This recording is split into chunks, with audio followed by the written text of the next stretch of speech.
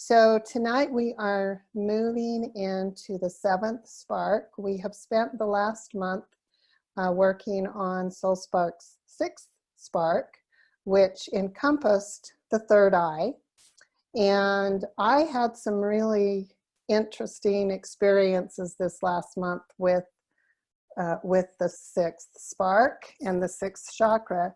I am a feng shui professional, and I've been going through some advanced training for my feng shui business. And it's really ironic that the sectors or the parts of our home that we're working on in this training happen to coincide with the same chakra or spark that we have been working on in Soul Spark 7. This is really weird that it turned out that way. And this last sector was actually the sector of the home that involves the 6th chakra. And that sector in my home was my closet. And you know, if you think about what the closet represents, it represents the things that you shove in the closet, right? Or that you hide from other people. And if you look at the chakras, the 6th chakra or the third eye is that part of yourself that you are willing to show to others, or perhaps you keep a hold back and you don't show to others. And so when I went to class, and this class has been going on for 8 months, and I suddenly had this aha moment of, oh my gosh, we're talking about my closet, but we're talking about my third eye too, because if I'm opening my third eye, I am going to be, you know, vulnerable and open and willing to show all parts of myself to others. And I, in my own way, decided that I was going to skip over that sector of my home last month because that didn't excite me very much. And so I jumped right in to the next sector, the 9th sector, which is the crown chakra, which we're going into tonight. And so I didn't even notice that I was doing this, right? Until I suddenly had this aha, oh my gosh, I'm not cleaning out my closet. I'm not going along with the class, with the flow. And I'm jumping ahead to the last chakra and the last sector of my home. And what that translated to me was that because I was so excited to jump into the 9th sector of my home, where the crown chakra resides, I was not doing my practices. So my meditations, my rituals, I was skipping over all of those things to spend time working on this next sector, when I really should have been working on my third eye and my closet. So does that make sense to everyone? Like how this all magic just goes together. It doesn't matter where you learn it from. You can study Christianity or Judaism or you know, metaphysics or witchcraft or meditation, whatever modality you're interested in, you'll find that there are so many crossovers and the same references and the same truths come together. So I want to open it up for just a moment before we move on to True first, if she has something to add to this. As we close out this 6th spark, I want you to remember that this is not the end as we move into the last spark. It is not the end, it's actually a rebirth. And what we have learned in this journey is, you know, how we're going to move forward with new action and the things that we've learned as we've gone through the journey. So we are actually rebirthing ourselves and giving ourselves the opportunity to go back and revisit everything that we've learned and make adjustments and changes as we continue to grow and learn more about ourselves and connect more to our own higher selves or the divine will. True, is there something you'd like to add to this? No, I love where you're headed with this, so let's just keep flowing. Okay. Would anyone like to share your experience this last month with the third eye and the sixth spark? I keep wanting to say chakra, but it's so much more than a chakra. If you would like to, just like put your hand like this and I can see you, and I will click on you and unmute you. Okay. Okay. Nobody wants to share. Montreya was just saying before you all signed on that she really hopes everyone in our tribe will start participating more and posting more. She is feeling left out. Or maybe she's feeling like she's the only one who participates. No? Okay, so yeah, she had some great ideas with that. Do you want to share? Yeah, unmute Montreya. Oh, okay. Am I unmuted? Yes. Mm-hmm. Okay, I am in my closet right now, so it's ironic that you even mentioned that.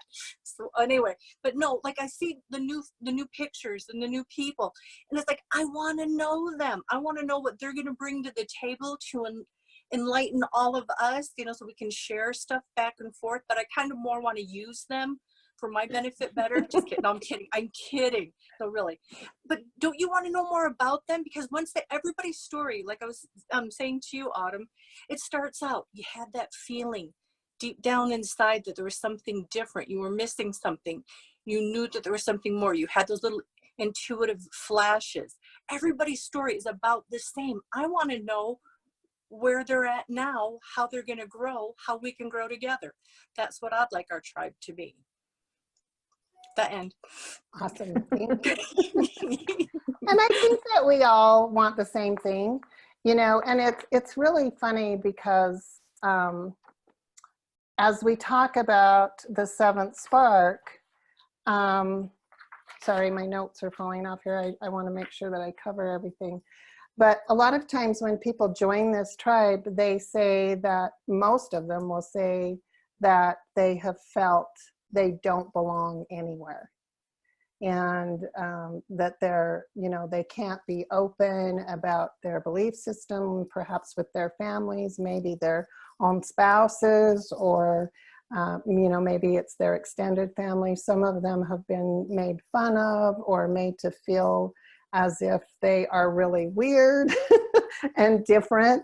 And so that is part of the seventh spark that we move into, because I posted a question on the feed this morning about how do you want the world to view you? Because the world views you differently than you view yourself most of the time. You have a preconceived notion of who you are and what you represent and what you do. And a lot of us identify with what we do versus who we really are. And then the world out there has a perception of who you are, what you do, and how you present yourself. So it quite often is not in, it doesn't correlate, right? I'm sure, Kim, that you find this a lot because Kim is a professional speaker, and I'm sure that you have found when you talk to people, they will probably come up to you after your speeches and say, oh, wow, you know, you are so amazing and you presented this material so well. And how do you get in front of all those people? And you must not be shy at all. And right, blah, blah, blah, blah. They'll go on and on and on. But inside, if you are a public speaker, sometimes you're caught up in, you know, having doubts about yourself. Did I express myself well enough? Did I get my point across? Am I empowering people when I speak? Am I leading them to become a better version of themselves, right? So you're seeing yourself completely differently, right? And the seventh spark is a lot of that. It is looking at yourself and saying, how do I want the world to see me? And how authentic and vulnerable am I being? Am I being open enough that people really do see who I am as a person versus what I do, or how they think I am contributing in this world? Because a lot of us contribute in ways that no one sees, right? We're doing service work, or we're helping our children through an illness, or we're helping our friend down at the rest home, and those are things that are important to us, but the world doesn't see that. It's something that you're doing because you feel a call from your higher self to do that, if you're following your authenticity and you're not doing it out of guilt, right?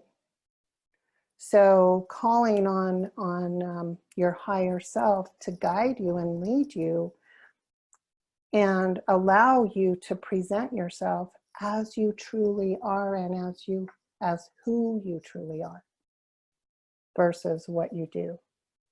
You following me? Okay.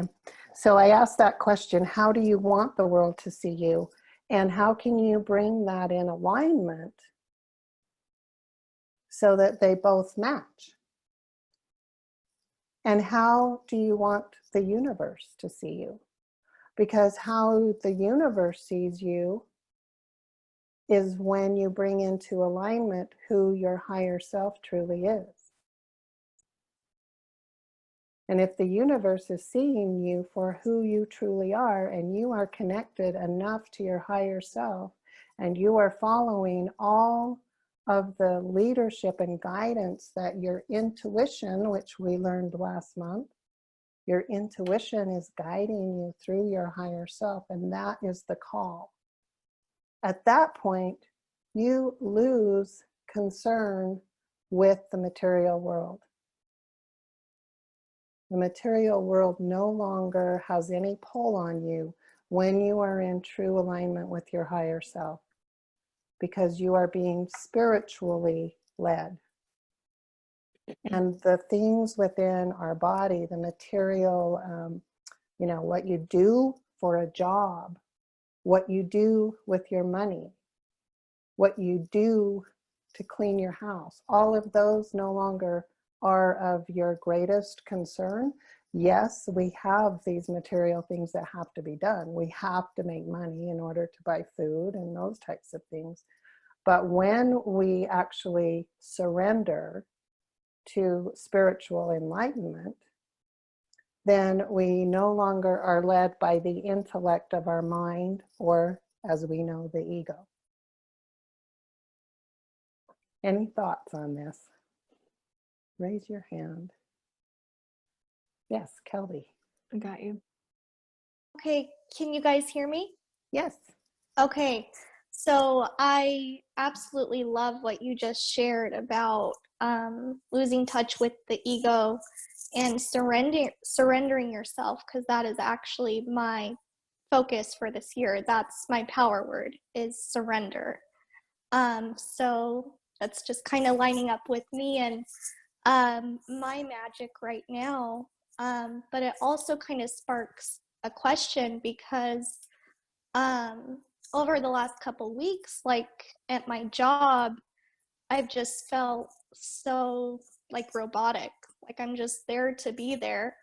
But it's like you say, you have to go to work so you have money to take care of yourself. So I guess, what tips do you have to stay materialized so you can take care of yourself, but also do the things that are spiritually most important to you, just while you're in kind of that transition phase?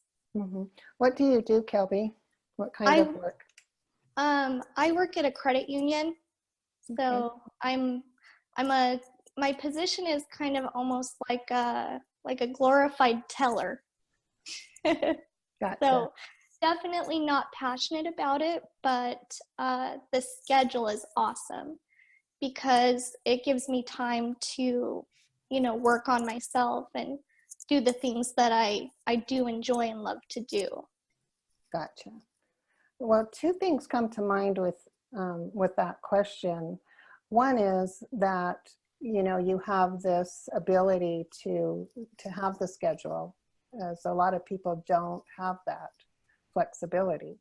So, you know, remembering to be grateful for that, of course, is number one. But number two, when we get into the seventh spark is when that word surrender comes in to play, in the fact that you are surrendering yourself to the universe.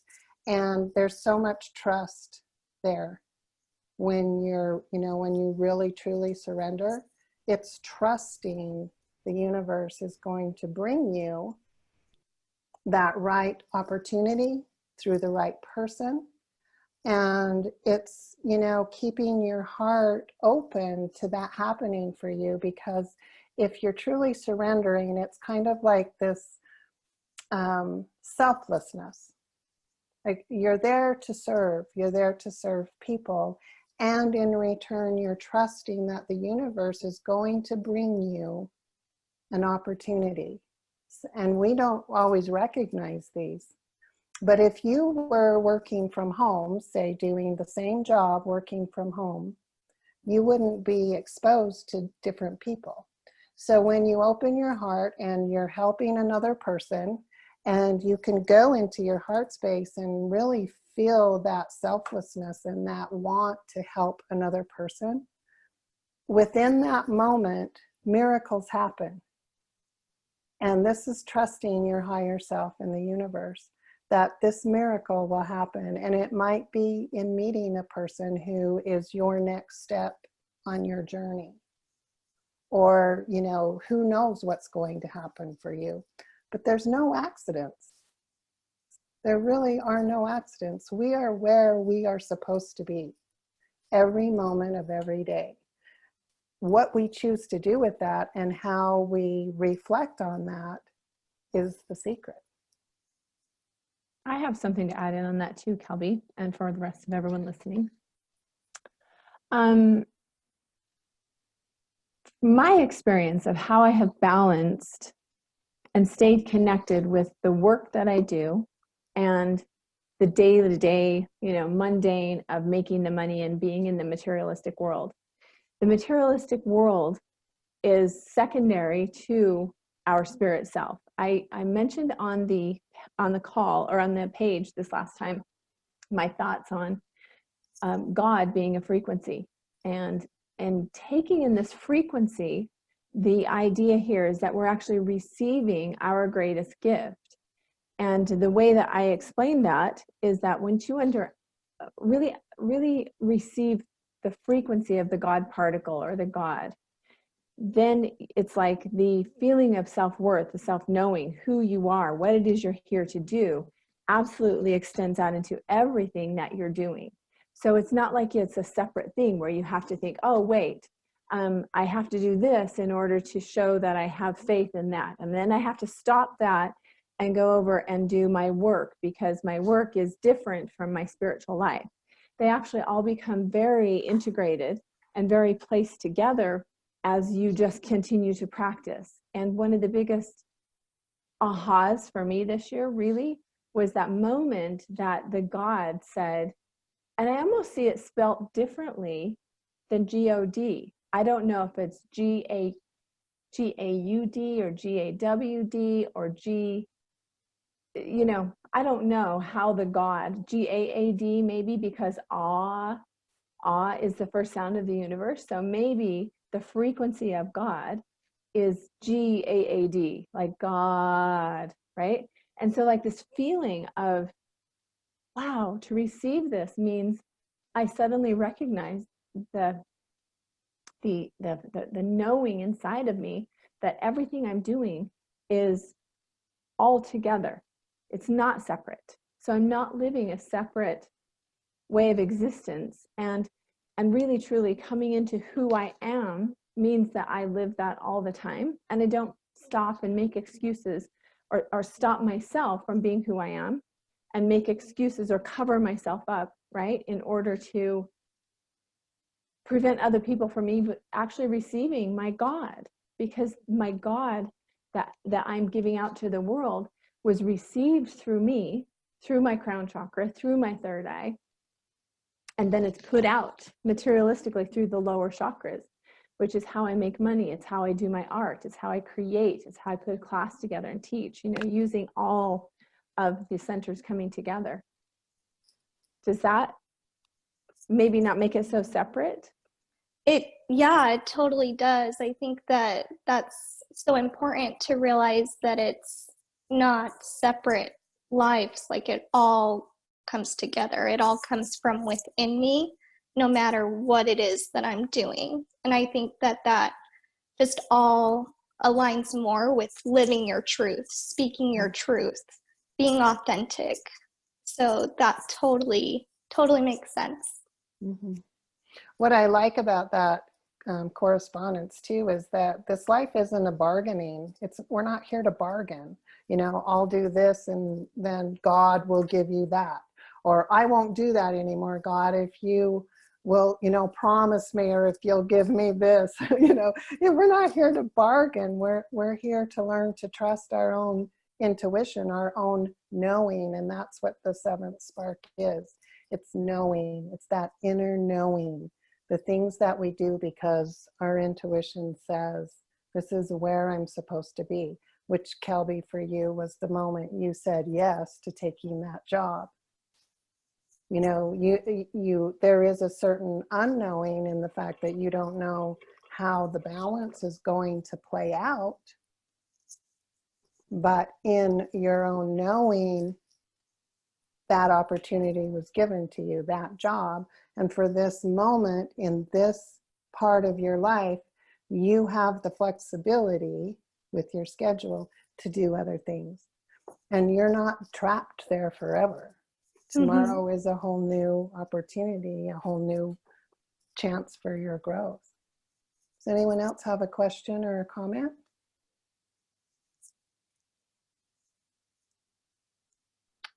Kim, you're being way too quiet. She usually has so much wisdom to share with us. All right. I think what Kelby does matters. You know, she's in charge of my money. She's in charge of people's bartering tools. And sometimes people think what I do is so glorified. It's hard work. I get up at 5:30. I'm in the exercise room. I've got to be in my seminar room by 7. I've got to greet people at 8:30. I'm done at 4 o'clock. I need to clean up. I need to change my clothes. And then I have a 4-hour drive to another city. But what I do matters. And I think it's really important. I think that's how I align the doing and the being, is I matter, and other people, what they do matters. And it's such a beautiful gift, because I just go, when I heard you say, I'm just a glorified teller, I'm like, girlfriend, you're in charge of my money. And you make sure that every penny is accounted for. And that's such an honorable. I'm horrible at accounting. You don't want me in charge of your money. That's just for the truth of the matter. And so I think that's what also helps us align ourselves, is what everyone does matters and what I do matters. And as True said, then it just keeps me in the receiving end. So yeah, make sure that you truly know what you do matters, because without you doing what you do, yeah, my money's not safe. Thank you. Oh, well said. Yes. Stephanie, you have a comment? Hold on. Okay. So, as to what Montrea said earlier, this group of women, for me, and I can't remember how long I've been on it. I know I was at the retreat last year. I can't even remember beyond that. But just being in your energy, learning from everyone, finally gave me the courage to step up and do something that I've always wanted to do. And I know Kelby experienced that. And so for me, you know, I love this group. This is like when we call a tribe, you're my family, because boy, without you all, I would probably still be way back, you know, scared to step out, you know, oh, are they going to judge me for this or judge me for that? Or, you know, and I am in awe of all of you, and I thank you so much. I just have so much gratitude for this group. And I love learning, going through each spark. You know, I think we all, at least a majority of us, know a little bit about what each of the chakras are, but I've learned so much more. And so, Montreal, I love you. And, you know, and all the group. And so, yeah, I love knowing each one. And I met Montreal at the retreat and got to sit by her and her wonderful mother. And so it is nice when you get to know other people. And hopefully we can do that. And even at the retreat this year, hopefully meet lots of new people. Thank you, Stephanie. And true, I was going to say maybe God is D-O-G. Nicole got hers in her lap. I always believe God is D-O-G. There you go. Perfect. True, do you have anything to share with us about the seventh spark? Yes, I would like to talk about some of the dysfunctions or out of balance characteristics of the seventh chakra. Okay. As Autumn has been talking about our authenticity, that's also another subject that I would like to comment on too. But I first want to talk about some of our out of balance characteristics. Depression, a feeling of confinement, being trapped, right? Just like stuck, I can't go anywhere, I don't know what to do with my life. I have no motivation, I have no feeling of, you know, accomplishment or what I'd even want to accomplish. Intense worry and anxiety. These are all characteristics of an out of balance seventh chakra or seventh spark. Fear of religion. That never happens to anybody, does it? Or how about anger? Anger and fear really kind of align themselves, right? So if we're not fearing religion, then we don't have to combat against it. We do not have to fight against it. We don't have to prove anything. We don't need to start groups that bash religion. We can just simply know that religion isn't for us or religion is for us. It doesn't matter. It's just somebody's take on teaching spirituality. Just like this group is a tribe, religion is a tribe. And when you align with that religion, okay. And when you don't align with that religion, okay. You know, and it's like these other feelings that kind of go along. This is a big hot topic that a lot of people can really get stuck on. And it completely throws their connection to their divine energy so out of whack that they find themselves in anger. I'm going to sidecar something for just a minute. We went and saw Star Wars yesterday. And at the very end of Star Wars, I don't want to kill it for anybody, but there is a line in the movie that says, you know, go ahead, use your hate and become this, you know, the Sith kind of thing that they are always trying to get them to be. And I realized in that moment that that is exactly what hatred does. Hatred and fear and anger, they take us away from God. They take us away from receiving ourselves. They take us away from receiving love. Love is one of those trigger words too. Lots of people have a lot of things made up about love. But the idea here is to take a look at some of these processes, these belief systems, these fixed points of view, and these automatic things that happen in our culture. You know, how fast can we get fired up over religion, right? Pretty fast. Or politics. Yeah, well, that one's not part of the seventh chakra. I was going to say it, but it's not the seventh chakra. Yes, but hate and anger is. Hate and anger are. And so is Right. fear. Fear. Okay, how about fear of spirituality? How many of you know someone who is, they claim to be atheist? I mean, I'm not bashing if somebody wants to be atheist, but how many times do they receive something, you know, that's spiritual, but they seem to have a fear of spirituality? And, you know, I may have commented on this before, but I don't think you can comment too many times on what Osho says. Osho is a Buddhist philosopher, and there are some great audibles that you can listen to Osho. It's all of his talks for 50 years now. And one of the things that Osho says is that, you know, seeking spirituality or having fear of spirituality is like being a fish that lives in the water, in the ocean, seeking for water. Spirituality is everywhere. Spirit is who we are. So to be afraid of spirituality is to be afraid of ourselves. I don't think that comes from, I'm going to say it again, God. It comes from ego. It comes from the opposite of what our true nature is. And our true nature is spirit beings. We are spirit beings having human experiences every day that we're in these bodies, right? Let's see. Some of the other things with this are frustration and unrealized power. Right? That's a big one. When we're out of balance in that crown chakra, that crown spark, the unrealized power, we have not received God, right? I'm going to just keep saying this because I think the frequency is eventually going to hit and everybody's going to really understand this thing that I got, this thing that I felt. Let's see. Also feeling, let's see, fearful things that cannot be understood with physical senses.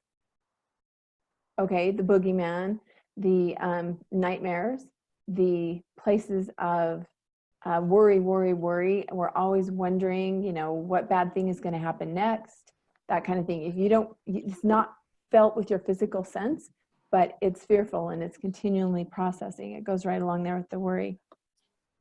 Also, feelings of being selfish. I don't see that as self-care at all. Self-care and selfish are not the same. I would love to have some of you comment just on our page about what you think selfish versus self-care is, because there's a massive difference. So write these things down, ladies, and then put them underneath this call link so that those who come onto the call can actually see this too. Selfish really lines up with it's like that place where you would actually harm another person to get what you want. That's not self-care. That is selfish. Doing what is best for you so that you can serve from your highest self and your highest good, that is self-care.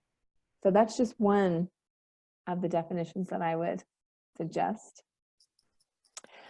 Feelings of being alone, disconnected, alienated. You can see how many of these things go right along with the feelings of depression and anxiety. You know, you're not connected to others. You don't want to see yourself as part of a whole. And that's W-H-O-L-E, not H-O-L-E, because you're in an H-O-L-E when you feel this way, and really put a W in front of it and you're part of the whole, the wholeness of everything. Hold on, let me just, Marcy, you came unmuted. Let me mute you. Hi. Okay, so then we would also be looking at senility is an out of balance crown chakra, confusion, behaving catatonically, destructive personality. I know we all know of people who have a destructive personality at times. Maybe we even ourselves have felt destructive. Sometimes we can actually start to feel like we're such a victim.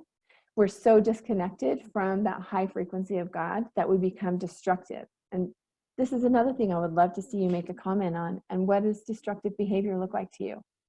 What is destructive behavior, right? Because it can have a completely different feeling than someone who is being creative and constructive in their lives. So destructive behaviors, not caring, not giving a crap about anything or anybody. That's part of an out of balance. Sabotage too. Sabotage, yeah, big time on sabotage. And then hesitation to serve. Like, you know, you're just so wrapped up in your own disconnection, like your own victimhood, you're so stuck in the lower 3 chakras of survival that you cannot even get yourself into a place of service to others without having to stop and think, what am I going to get out of this if I serve?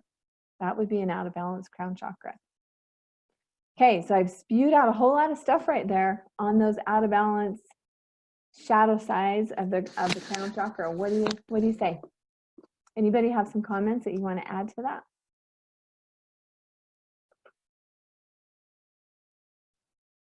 Talkative bunch tonight. Okay, is this good information? If I can just see hands up or head nods. If you're bored stiff, should we end the call? Okay, good. I'm glad it's good information. Yeah, so there we are. Everything opposite of those out of balanced crown chakra suggestions that I just spoke about would actually take you the opposite into a balanced crown chakra, balanced spark. So, and that's when we get into the expanded consciousness and then what we call ascension. When we get all of this mastered, then we ascend to the true being that we truly are, right? mm-hmm. Yeah, and you know, this is our cosmic consciousness. Cosmic consciousness, like Autumn just said. But are we meant to live in cosmic consciousness all the time? No, we're really not. But this is the icing on the cake, right? Cosmic consciousness is the icing on the cake. We're actually more at ease with cosmic consciousness as spirit beings than we are with these bodies, to be truthful. Sometimes the bodies actually deter us a lot because that's where confusion is. Having the body splits the mind with the ego, and then we go into the whole life through the body experience. So truly remembering our spirit self. Mm-hmm. I think all of those things that you listed, True, are the ego's way of saying, see, I told you so. See, I told you you were worthless. See, I told you you couldn't do that. See, I told you you couldn't have that. And it's the, you know, getting over past the ego to the next level, the next consciousness level, that we say, oh, you know, divine spirit really truly does have our back. And we really truly are all that we are. And here we are. Yeah, I agree with you, Autumn. And I feel like whatever I was going to say to what you said just ran out of my head. Montreya, she has something to say. All right, let me unmute you. Your turn, lady. Okay. Now, when you were talking about like self-sabotage and everything like that, and I think on some level, we've all been abused emotionally, physically, spiritually. And are you saying like okay, I have 2 sisters. All of us were somehow abused throughout in our lives. And I've noticed they have wallowed in it their whole lives. I mean, that's all that they think about. That's all that they can connect with. And I've pushed mine back and have stood on top of it. I've talked to you about this a couple weeks ago or whatever. And not that I'm proud of, you know, family members that have abused us, but it is a fact. And I've learned from that to control myself and that it's not like things were not my fault of what happened. And so is that what you're talking about, taking that ourselves from a bad situation and making it through a better one? Is that what you were just said a little while ago? Absolutely. Okay. Yeah. I mean, you can definitely, you know, aspire to raise yourself up from the experiences of our lives. The experiences of our lives are really just there to experience. They're just there to learn from and to grow from. And I personally have always felt that if everything was always easy, we would be lazy society. And I feel that it's because we get challenged with things that we push ourselves to grow. It's because we had situations that took place in our lives that caused us, it caused us to wake up and say, no more, you know, draw a boundary, draw a line in the sand, and then raise up above that way of behaving. You know, I'm sure we all have family and connections and friends in our lives who have been the greatest teachers through the hardest things in our lives. And yet to not see yourself as stuck in that place, but to be able to take that and say, wow, okay, this is what I got to learn from this, but I'm moving on, and it's not who I am. You know, it's not who I am. What somebody did is not who I am. Because sometimes we are truly victimized by people, right? You know, like, Oh yeah. we didn't have a choice in that, but our choice is what we do with that. That's where we become empowered. Yeah. Yeah. Thank you. Thanks, I Montreal. would add to that too, that, you know, the same as you, Montreal, there's 5 girls in my family, and the same, you know, we've all been victimized at some point. But in looking at it now at this point in my life, I have to ask which of us 5 live our lives in joy. Yes. And the answer is really simple. The ones who have rose above, the ones who have learned from that experience, and not that the experience doesn't still hurt. Yep. You know, not that there aren't still regrets, there are, but those of us who have risen above that, who have learned from that, are the ones that live in joy. Yes. And Indeed. that's what we're here to do. Our higher selves are here on this plane to live in joy, to find the balance, to live in joy. That's the gift of life. Well said. And coming into, you know, the understanding and the feeling of the higher self is this connection that we will be making. If you have never connected with your higher self so far, then during this month of being with the 7th spark, we will encourage ways to connect with the higher self, because the higher self is the guide that is us. It's our highest self that's here with us always. It's never not with us. We didn't have to be baptized to get it. We didn't have to be, you know, blessed. Nothing happened. It's always been with us. It's always going to be here with us. And so if you've never contacted your higher self and you've never heard the voice, I am here to tell you, I 100% can tell you, it has a voice and it does speak. And I hear it audibly. And I know that you will too. They always say, ask and you will receive it, and it will talk. And, you know, it's like, it's there. It's very, very real, very accurate. So we'll be making connections more and more this month. Yeah. Just one more. Am I still on? Mm-hmm. Okay. Stephanie, I love you too. Cute. All of you. Cute. We do Thank truly love one another in this tribe. Yes. I do want to give you some tips on some house magic while we're here before we sign off. So the crown chakra resides in the part of your home that is in the south, and it's the fire element. And if you think about the fire element is that that element that brings passion and joy and excitement. And so if you want to connect with your higher self through the crown chakra, if your home allows you to go into the south area and do a meditation there and ask to connect with your higher self. This is the sector of your home that is for spirituality and understanding. The animal that lives in the south is the horse. For those of you who love horses or who feel a connection to horses, you can ask the horse to come in and show you or to guide you to your higher self. The south is also the area of your home that is all about fame, recognition, your reputation, and your social life. So when we asked that question earlier, how do others see me? Here's where you might find some answers in your meditations. If you want to increase the element of fire or the energy of the crown chakra, decorate in reds, oranges, and deep purples. And the higher self, of course, is connected to light. So you want this area of your home to have a lot of light. Open the blinds, open the windows, let the air come in.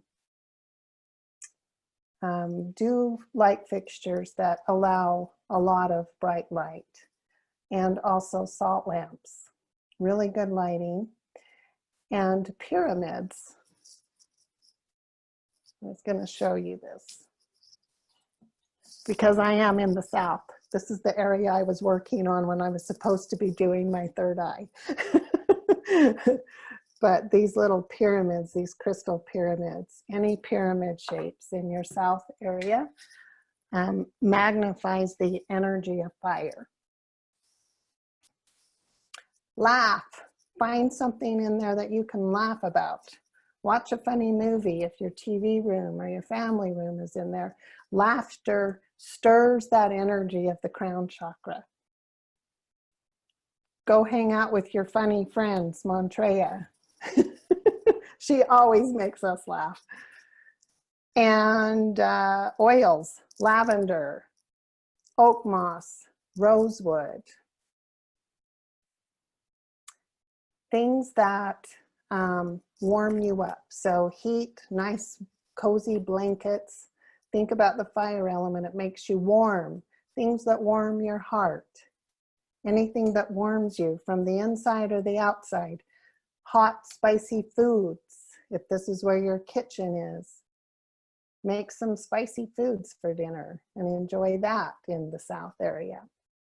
The stones for the chakra are amethyst, rubies, clear quartz, diamonds, and the Herkimer diamond.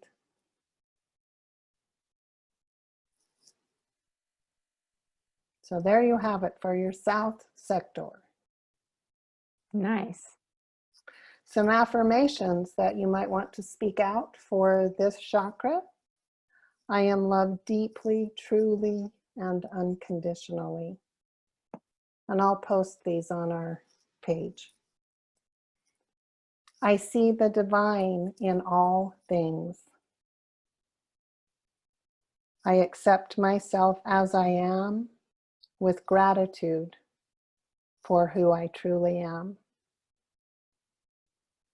I surrender to my higher power and open to all possibility.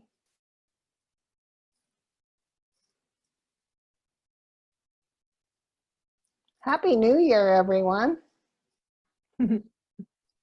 Thanks for sticking with us through these sparks as we come through the 7th spark. I'm not quite sure what our next call is going to be about. We very much recommend that you be active on the page, that you give us suggestions and questions. Let us know what you want, what you're interested in, and we'll do our best to go that direction. Stephanie, did you have a question? No. Okay, I just saw something out of the corner of my eye. Does anyone have any comments or questions tonight? You know, one of the things that I wanted to touch on too before we close, I mentioned it, that I had 2 things. When Autumn was first talking about in the beginning, who we authentically are, and she was asking that question, like, who do we want, how do we want the world to see us as? How do we see ourselves? And I don't know how many of you sort of struggled with that thought, because I did. I'll be really real. I did. I was like, I'm not sure if I've ever planned how I want someone to see me. And I think that it's a good suggestion or something to look at.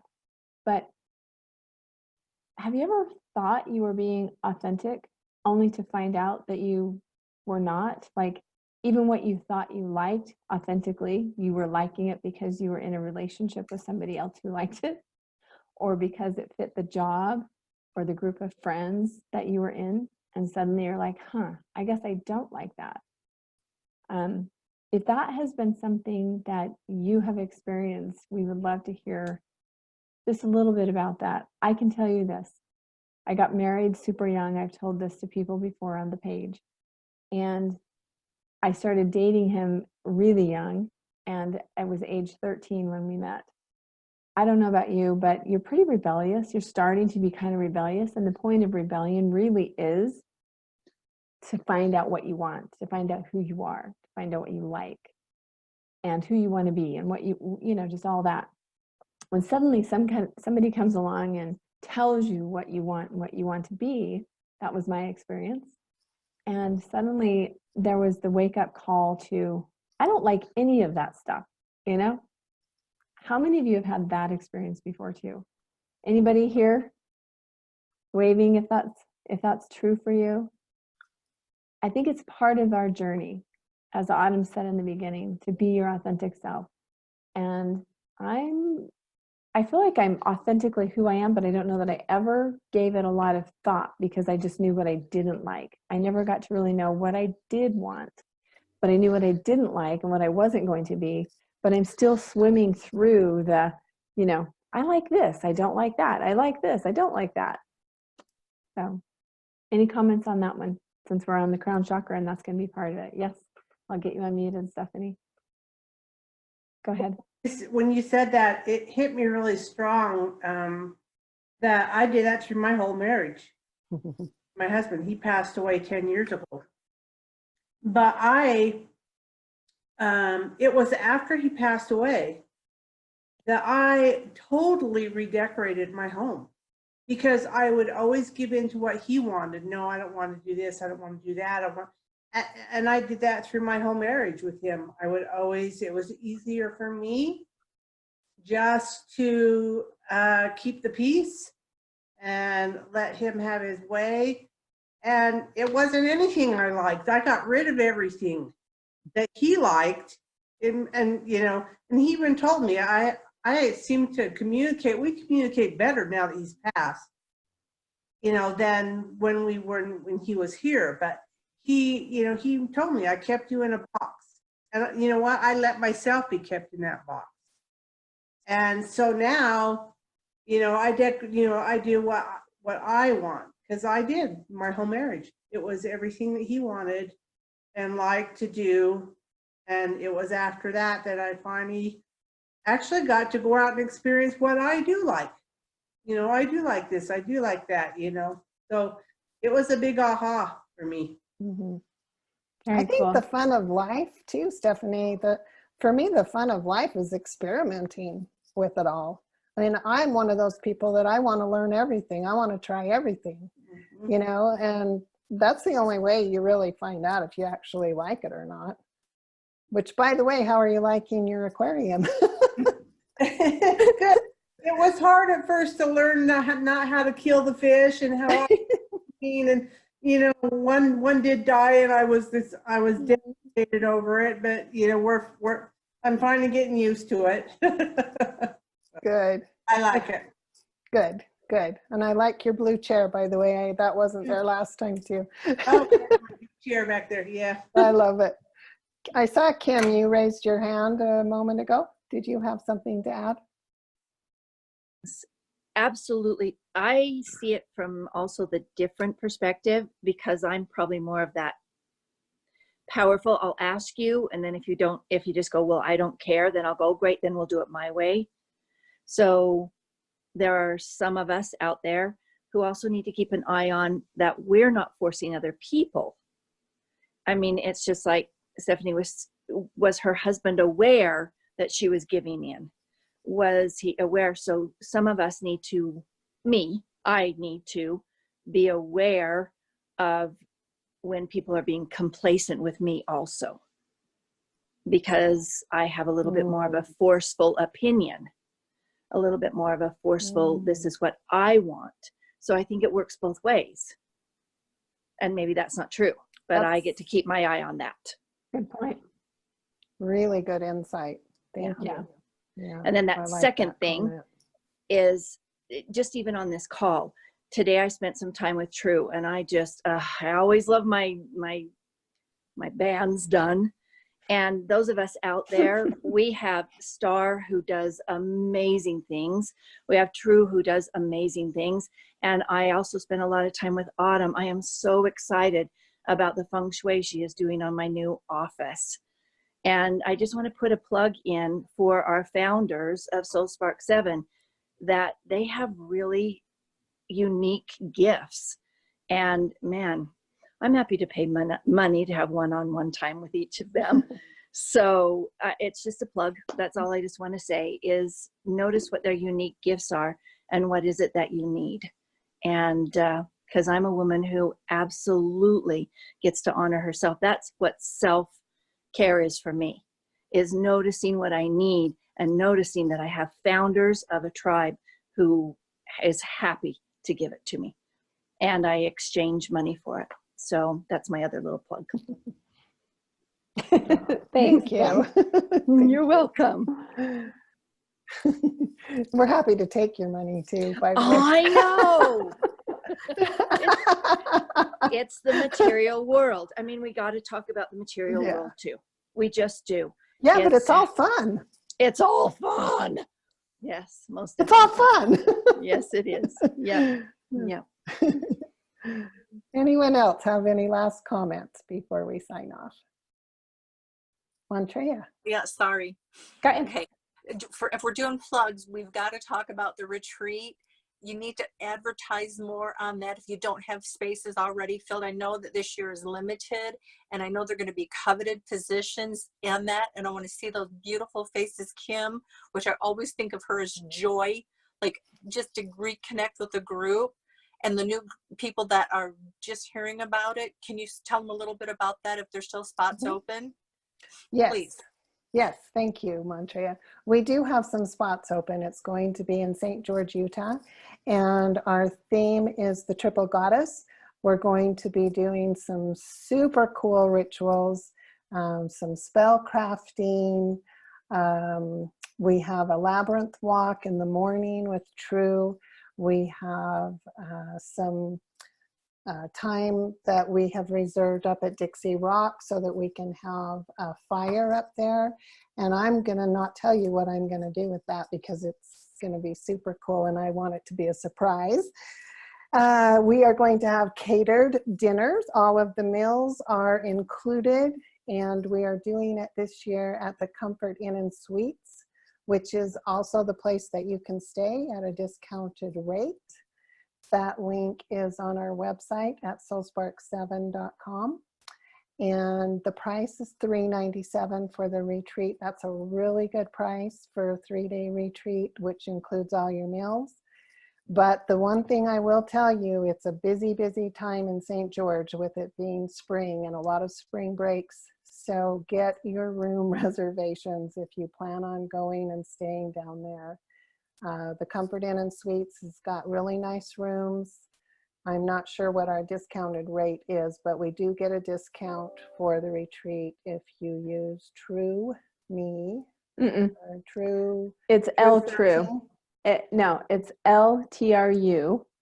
And you do need to call in or book right on site. If you use an off-site like a third party, you will not get the discount. And I've had people tell us who have been checking like Kayak and Expedia and all the different ones, and they're saying the price is the same as the hotel is offering. So you're not going to get a discount through Expedia or something like that, most likely. So call the office and tell them it's for the Soul Spark 7 retreat, and LTRU is the code. Okay, perfect. Mm-hmm. Stephanie, question. Just a second, Steph, you're still on mute. Julie just posted in the chat. She asked what are the dates? And I can't remember. So. Okay, it's March 20 through 22nd. Okay. Thank you. Your eye was on it. Appreciate that. Yeah, thanks. Montreya, you had another comment? Okay, let me unmute. Okay. That was it. That was the date thing. So good catch, Steph. Okay, great. Thank you. Awesome. Anyway, it's going to be witchy. I will say in all authenticity, however you say that word, that Soul Spark 7 has held back a little bit in the past years on that word witch. This year, it's all out. It's all out in the open. This is a witchy goddess retreat. We are going to be working with spells. We're going to be working with witchcraft. We're going to be working with rituals, and very authentic and totally open to that word, witch. We are witches. We are white witches. We are good witches. And we want to share completely openly with everyone what we do in our everyday lives. And we all practice witchcraft. And that's what we're going to be teaching. And goddessy craft. And that too. goddessy, yes. I don't know if we took a moment on this call, because I know we're now 2 minutes after and we like to end, but I definitely want to say in the last month, we have received a lot of new people on the page, a lot of new witchy goddesses that are going to be watching this. And I want to say on behalf of Soul Spark 7 and the full tribe, welcome to this page. Make yourself known and participate like has been mentioned before, but welcome, welcome, welcome. We're excited to have you here. And also invite your friends, because we want this tribe to be a big tribe, and we want to align with those who align with us. Mm-hmm. And give you a safe place to come. Yes. Thank you so much for all of you joining us tonight. Give us your thoughts and feedback on the page throughout this coming month. The way we work it is I take the first 10 days on our page. Star takes the second 10 days, and True takes the last 10 days, and we split it up so that we can vary in the posts and not bore you all to death with one person. So thank you. We love you all so much. Thanks for coming, and we'll see you next month. Bye-bye.